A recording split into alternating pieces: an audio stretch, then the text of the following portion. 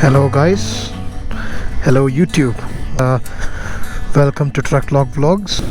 This will be the review of the Ninja 1000 SX 2020-2021. I mean, it's updated for that year as well. Let's get started. This is our third attempt. Because of the mic, it kept disconnecting, so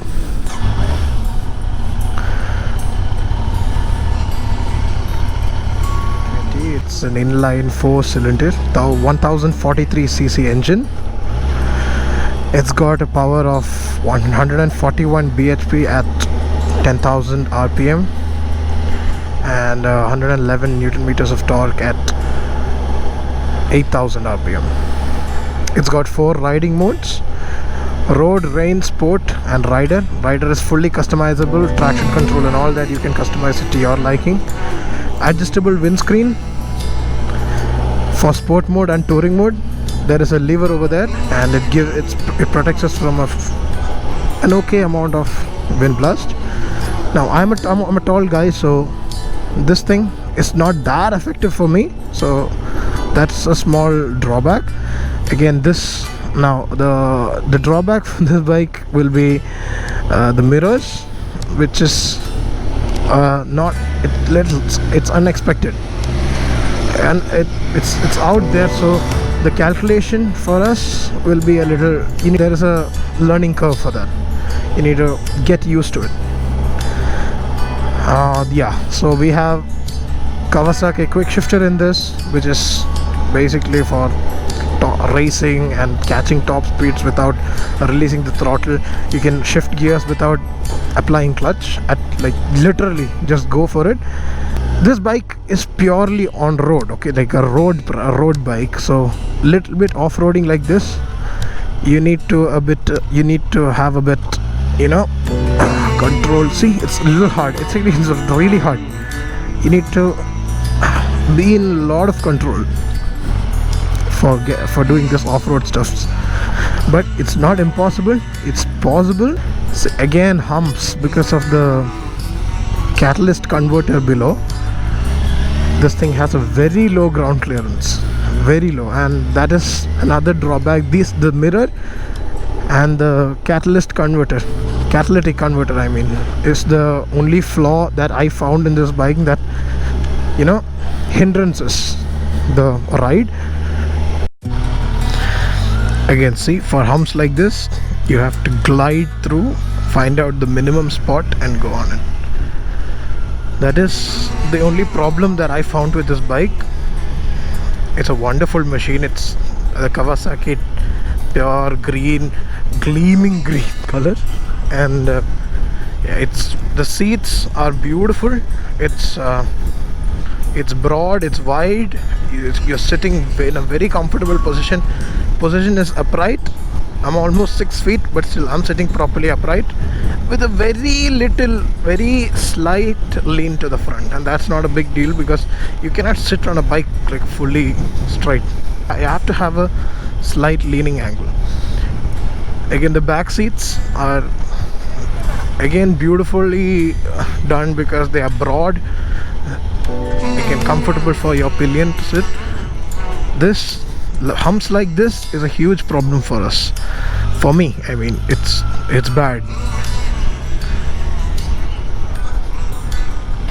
Moving on to the next thing, we have from a dual exhaust, we have a single exhaust which looks like a plasma cannon on the back, on the right side. Again, I feel it's style oriented, and I feel it's beautiful, but some people don't like it. Some people like the dual exhaust. It depends on everyone's preferences. Now, instrument cluster. About the instrument cluster, it's packed with technology. People who are interested in technology and are tech freaks can actually go for this. This is packed with technology. It like I said, 4 riding modes. You can change the modes through here. While riding also, you can change the modes. You have a cruise control, which I will show you after this giant thing just crosses. Jesus, these things can easily kill you. Okay.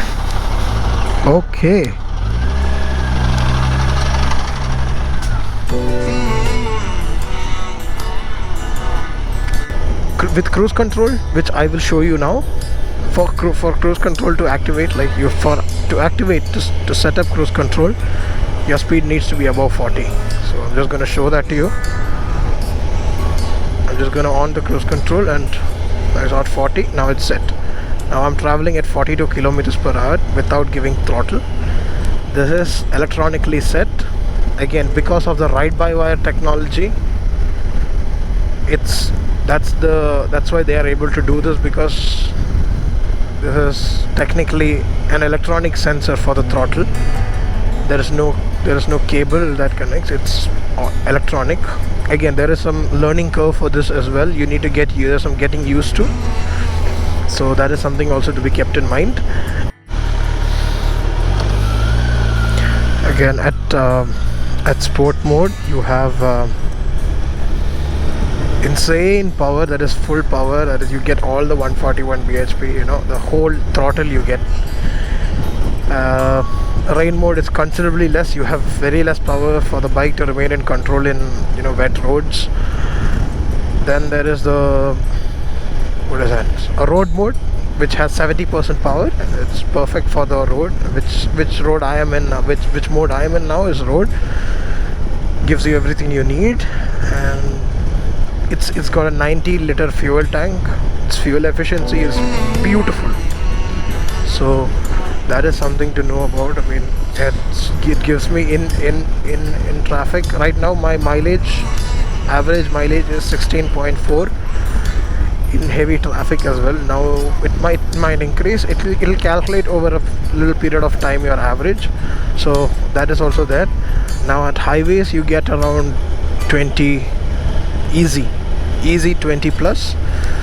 That being said, I think I have pretty much covered most of this bike, and I really wish you guys can support us for that. Please do support us. Watch our channel. I mean, subscribe to our channel, like, share, and let us know the feedbacks. DM us on Instagram. You will have the links and everything in the description below. And happy Onam to everyone. It's Thiruvanam here. It's happy Onam, and that's why there was no traffic. So thanks for watching Treklog View. It's a wonderful day, and I really hope you guys have a wonderful day as well. Adios guys. Bye bye.